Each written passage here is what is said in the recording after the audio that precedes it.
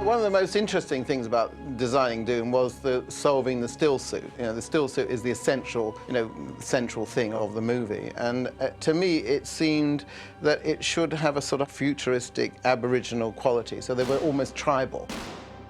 And every single suit was handmade. We had to do body casts from which we made fiberglass forms. And then from there, we would draw the pattern in chalk on the unitard and start cutting from the patterns of each foam rubber section, laid them on one by one until we got all the understructure built, including the tubing.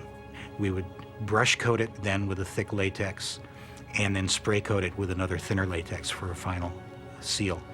At that point, put it in an oven where it would just kind of help the latex dry. The women had to obviously have breasts rather than sort of pecs. And so I did a sort of a female version, and we did children's versions of it too. They were really quite comfortable.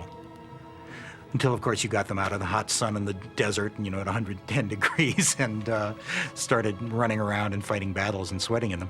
I think down in Mexico, they would call them the death suits. Max von Sydow was standing there in the desert hot, and his fingertips were dripping sweat, and I asked him if he was comfortable, and was it all okay, and he said, no, it's absolute hell, but it looks so good, I'll put up with it. And it was, that's how they felt about it. All the men had the body they'd never had, they had got muscle suddenly, so they loved it. And I was determined that the still suit was going to be very sexy.